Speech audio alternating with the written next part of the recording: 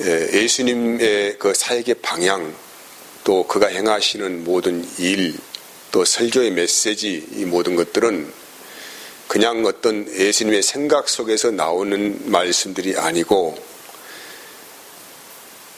그 당시에 사람들의 깊은 삶 속에 깊이 들어가서 도저히 사람이 생각할 수도 없고 상상할 수도 없는 기적 같은 일들을 보여주시면서 그 기적의 의미가 무엇인가에 대해서 생생하게 현장에서 보여주시면서 말씀을 전하였습니다. 근데 오늘 본문의 말씀을 가만히 좀 보니까 사랑하는 가족, 그 중에 가장적인 나사로라는 사람이 현재 죽을 병이 들었고 사경을 헤매고 있다. 아주 급한 이 전보를 받았잖아요. 받았는데 예수님께서 당장 가지 아니하시고 아무 일 없는 듯이 그 자리에서 이틀을 더 머무시더니 이제 그 집에 나사로 집 당도했는데 이미 나사로는 죽은 지 나흘이나 지났다라고 합니다. 이미 시체는 썩어서 냄새가 진동되는 그런 상황이었고 주님은 아무튼지 간에 나흘이나 지난, 매장된 지 나흘이나 지난 이 가정을 그때 방문하였습니다. 이것은 그냥 예수님께서 그렇게 하려고 한 것이 아니고 주님이 뭔가를 의도하고 계획하셨던 일이라는 것입니다. 더 심각하게 말한다면 나사로가 현재 죽을 병이 들었고 아마 나사로가 죽기까지 기다리는 이 시간들을 말씀하고 있습니다. 나사로가 죽어야만이 주님께서 그 현장에 가신다는 말씀이죠. 그러면 왜 주님은 나사로가 죽음에 이르도록까지 방치하시고 기다리고 계셨을까? 그리고 이 제자들이 하시는 말씀이 현재 나사로가 자고 있다. 내가 깨우러 간다. 이렇게 말씀하시잖아요.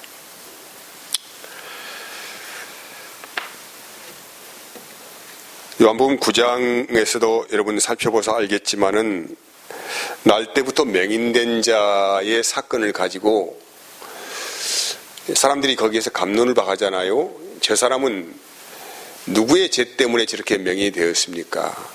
어머니의 아니면 부모의 죄입니까? 아니면 그 사람 자신의 죄의 문제입니까? 라고 물어보았을 때 예수님께서 하시는 말씀이 하나님의 영광을 위한 일이다. 하나님의 뜻을 행하려 하는 일이다. 이렇게 말씀하시고 맹인된 사람에게 진에게 침을 발라서 눈에 바르시고 실로암 못에 가서 씻으라고 말씀하시는 거예요. 그 실로암이란 못의 이름은 거기서 해석해 놨는데 보내심을 받은 자입니다. 그러면 보내심을 받은 자가 누구인가? 맹인된 사람들의 눈을 밝게 하는 그 분이 누구이신가? 세상은 어둠의 장막에 깊이 쌓여 있는데 하늘의 빛의 영광을 볼 수 있는 은혜의 눈을 열어줄 분이 누구이신가? 이 내용을 보여주시려고 주님께서 아주 리얼하게 액션을 취하시고 그 현장에서 본인 자신이 어떤 분인가에 대해서 말씀을 하였다는 것입니다. 오늘 우리가 살펴보는 본문은 누가 마지막 날에 부활을 할 수 있는가, 이런 제목이라고 할 수 있어요. 누가 부활을 할 수 있는가? 하나님이 우리에게 주시는 선물 중에서 가장 귀한 복이 있다고 한다면은 부활을 우리에게 주시는 것입니다. 우리 기독교의 핵심 중의 핵심이죠. 부활이 없다고 한다면은 저와 여러분들이 무엇 때문에 예수를 믿고 살았냐 이 말이에요. 무슨 이유로? 그래서 부활이 없다고 하면은 다 우리는 망한 자들이다. 어리석은 자들이다. 라고 부활의 메시지를 전하는 고린도전서 15장에서 아주 심지어 말을 하고 있어요.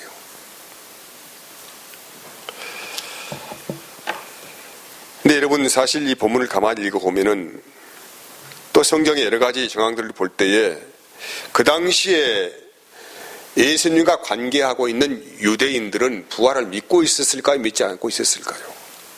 그들도 역시 부활을 믿고 있었습니다. 말씀 한 절 봅시다. 사도행전 23장 8절 말씀 봅시다. 이는 사두개인은 부활이 없고 천사도 없고 영도 없다 하고 바리새인은 다 있다 함이라고 합니다. 그러니까 두 종파가 있었는데 사두개인파들은 부활도 없고 천사도 없고 영도 없다고 믿고 있었고, 바리새인들은 천사도 있고 영도 있고 부활도 있다고 이렇게 믿고 살았던 사람들이에요. 그래서 오늘 본문에 등장하는 마르다 마리아도 이미 죽은 지 나흘 된 나사로를 향하여서 기대하고 있잖아요. 마지막 날에 살 걸 내가 믿습니다. 왜 예수님께 급히 왔잖아요. 왔는데 왜 예수님이 이제 오셨습니까? 하면서 이런 서로가 이 말을 교제하는 가운데서 네 오라버니가 죽지 않고 살았다고 말씀하신 예수님께서.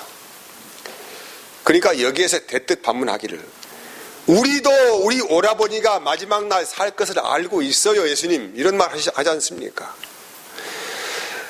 23절이에요. 예수께서 이르시되 내 오라버니가 다시 살아나리라 마르다가 이르되 마지막 날 부활 때에는 다시 살아날 줄을 내가 아나이다라고 고백을 했어요. 그러니까 여기에 마르다도 마리아도 다시 마지막 날에는 자기 오라버니가 살아난다는 것을 믿고 있었다는 것이죠.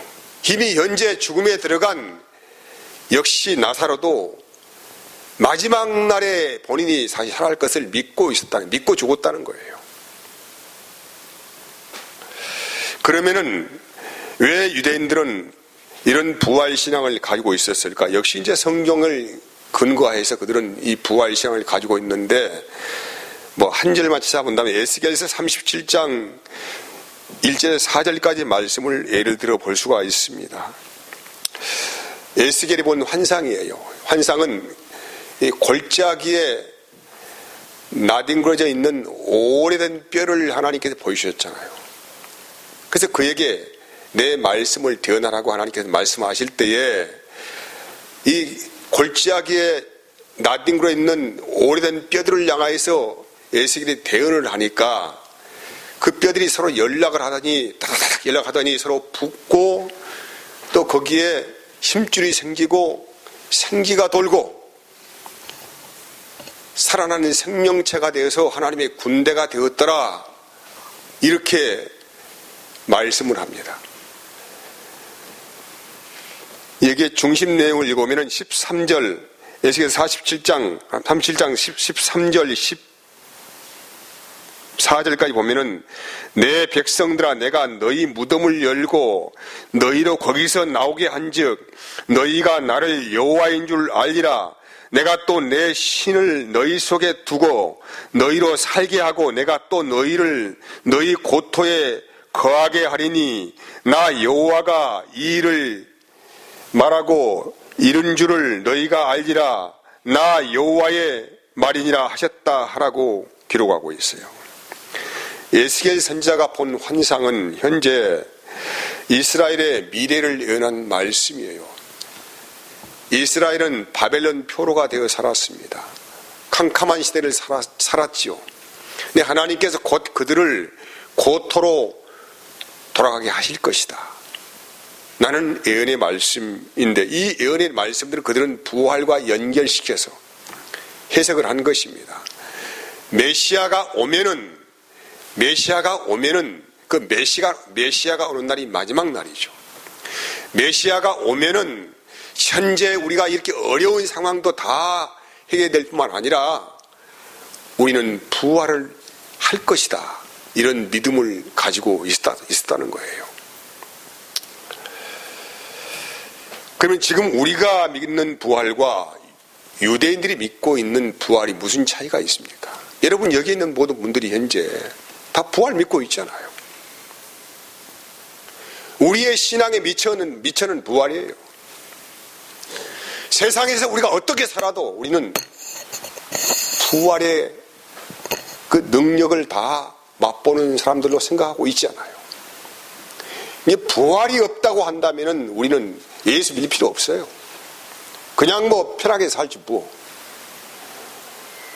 그냥 세상에서 편하고 좀 좋은 일 하다가 가치있게 살다가 죽으면 되지. 근데 우리 그리스도인들은 하나같이 우리의 신앙의 중심 안에는 나는 부활한다. 이것을 아주 분명하게 믿고 있다는 거예요. 그렇다고 한다면은 현재 부활을 마지막 날에 다시 살 것을 믿고 있는 유대인들의 신앙하고 우리하고는 무슨 차이가 있습니까? 그들도 부활을 믿고 있고 우리도 부활을 믿고 있잖아요. 근데 오늘 본문에서는 이렇게 예수님께서 말씀하고 있습니다.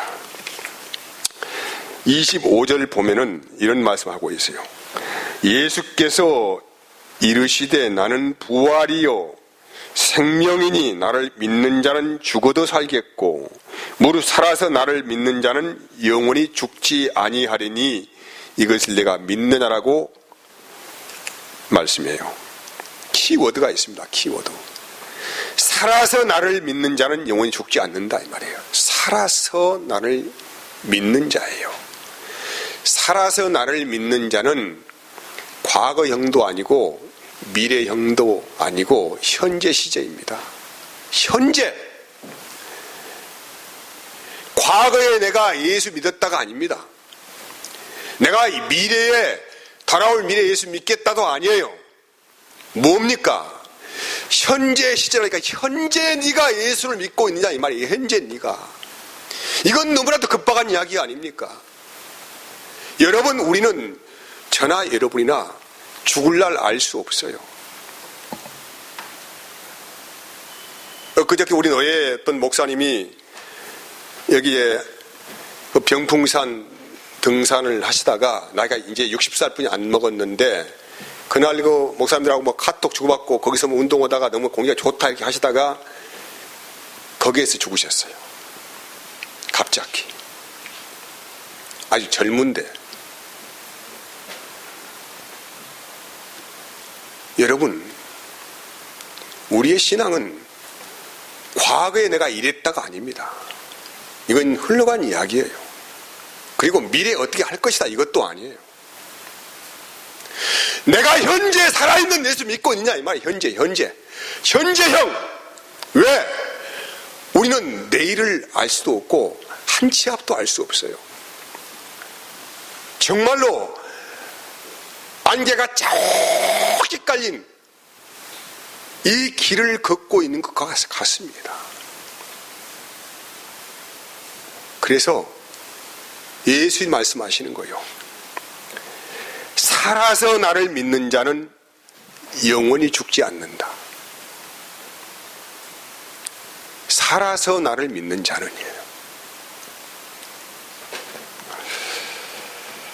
여러분 착각하신 분들 계시는데 내가 부활을 믿고 있다고 부활할 수 있을까요?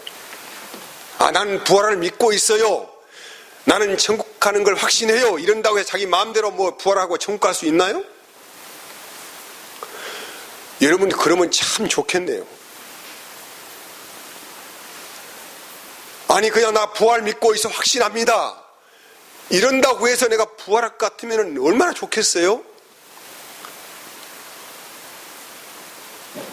내가 부활을 정하는 거 아니에요. 내가 천국 가는 걸 정하는 거 아닙니다. 그래서 우리에게 중요한 것은 내 심령 안에 현재 주님이 살아계시느냐 안 살아계시느냐 이게 너무나도 중요하고 이것이 확인돼야 되는 것입니다. 우리는 다 미래를 꿈꾸고 있어요. 내가 죽으면 뭐 천국 가지 뭐 이렇게 생각하고 있는데 이것은 죽어봐야 하는 말이에요. 이것은. 내 상상 속에서 그리는 말이라는 거였습니다. 하지만은 가장 중요한 것은 현재 내 심장 안에, 내 심령 안에 주님이 살아계시는가, 살아계시지 않는가, 이것이 확인되지 않는다고 한다면은 나는 현재 부활이 없어요. 내가 가고 싶다고 가는 게 아니라니까요. 내가 부활을 얻고 싶다고 해서 부활을 얻는 것도 아니고, 현재 내가 살아있는 주님이 내 안에 계시는가 안 계시는가, 이건 심각한 그런 질문이라는 거예요. 아주 심각한 질문이에요. 어제까지 내가 주님을 위하여서 무슨 헌신하고 어떻게 살고, 이것은 이미 과거의 일이에요. 근데 오늘 주님을 시인하지 않고 어제까지 시인했다가 오늘 부인하는 사람이 얼마나 많습니까? 그래서 신앙이라고 하는 것은 현재 내 안에 숨쉬고 있는 주님과 함께 내가 살고 있는가에 대한 그런 분명한 증거를 가지고 있어야 한다는 것입니다. 오늘 주님은 나사로를 향하여서 뭐라고 합니까? 잠을 자고 있다는 거예요. 잠을 자고 있다. 왜 잠을 자고 있습니까? 이미 죽었는데, 냄새가 나고 있는데 왜 잠을 자고 있어요? 깨어날 것이니까. 마태복음 22장 31절 32절까지 죽은 자의 부활을 언론할진대 하나님이 너희에게 말씀하신 바 나는 아브라함의 하나님이요 이삭의 하나님이요 야곱의 하나님이로라 하신 것을 읽어보지 못하였느냐. 하나님은 뭐라고요? 죽은 자의 하나님이 아니요 어떻게 말씀하십니까?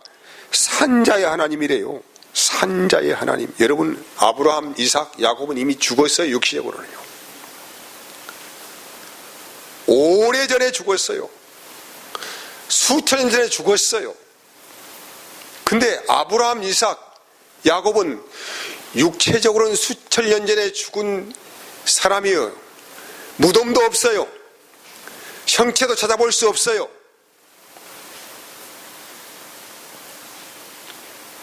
그런데 하나님은 산자라는 거예요. 산자.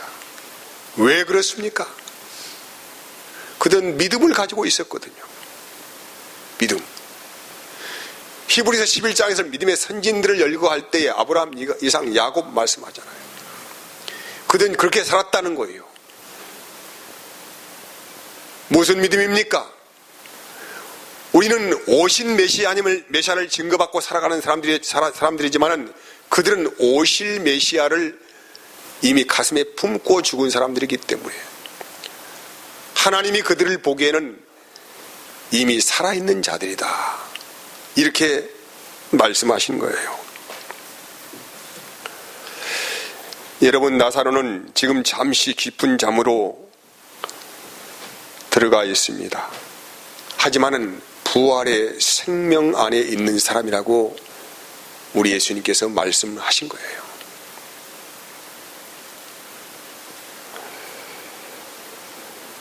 그래서 오늘 주님께서 어떻게 하셨습니까?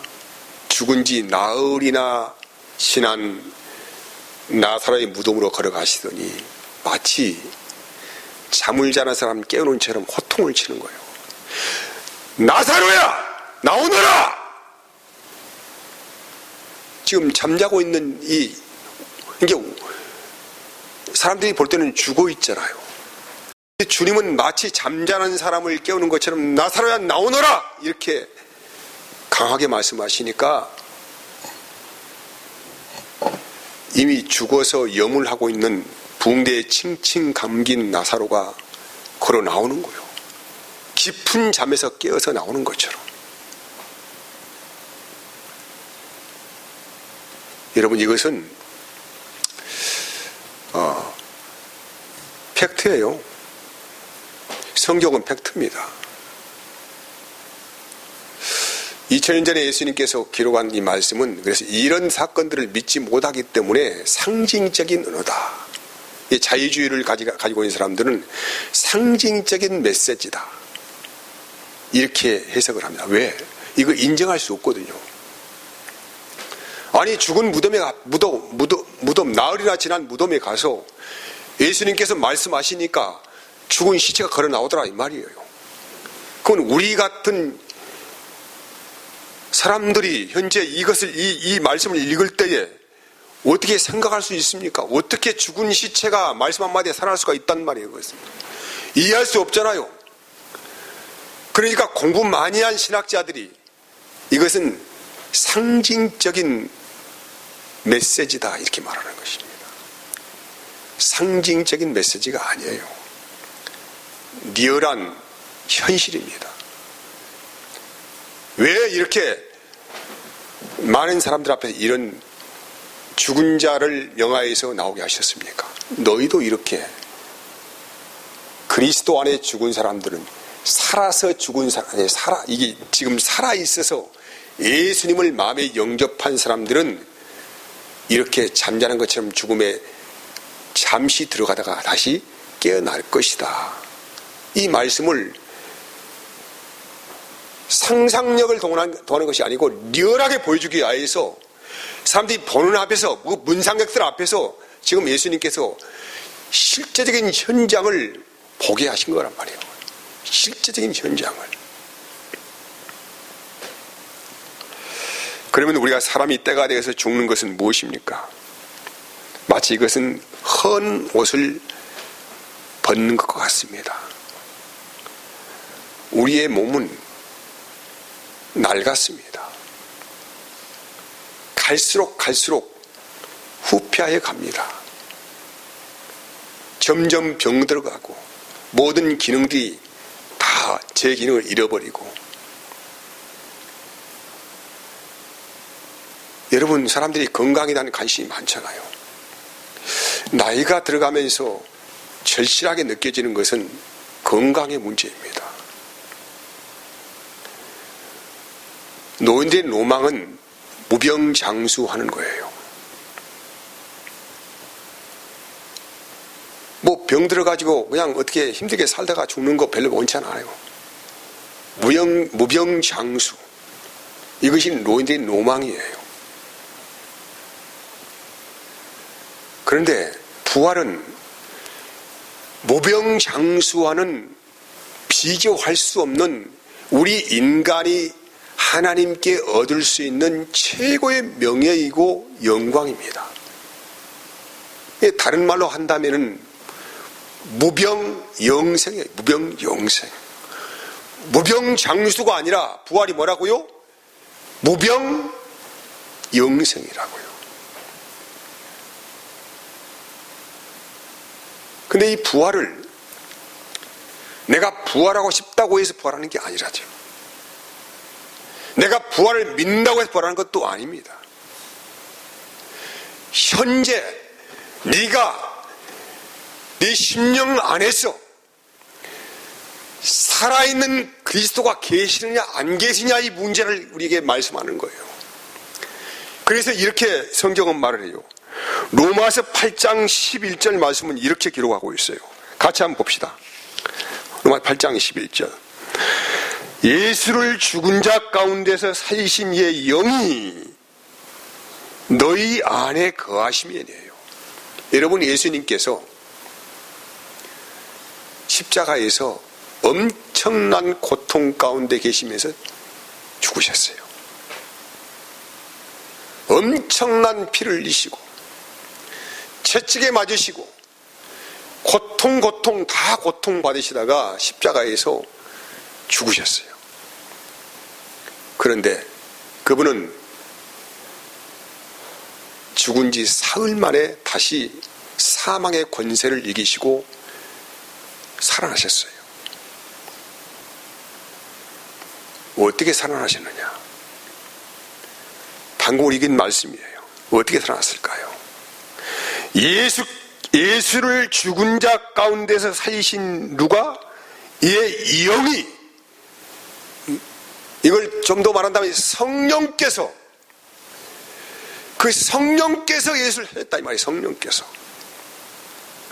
그러니까 인간이 내가 살고 싶다고 해서 사는 것이 아니고 반드시 부활의 영광을 꿈꾸는 자들은 성령을 받아야 해요.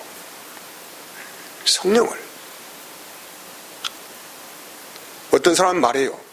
본문은 예수 믿어야 부활한다고 이야기하냐. 그래서 예수 믿는 것이 먼저고 성령 받는 것은 두 번째 일이다. 이렇게 아주 똑똑한 사람들이 말을 하는데, 여러분 그런 말이 아니고 우리가 예수 믿는 것과 성령을 받는 것은 동시적인 일이에요. 동시적인 일. 믿음이 먼저고 성령 받는 것이 후차적인 일이고 그런 말장난이 아니란 말이에요. 그런 말장난이 아니고 내가 예수 믿게 되었다는 말은 내 안에 성령이 계시다는 말이고 내 안에 성령이 계시다는 말은 내가 예수 믿고 있다는 말이란 말이에요. 이것은 따로 구별되어 설명되는 부분이 아니고 동시적으로 일어나는 일이기 때문에 그렇습니다.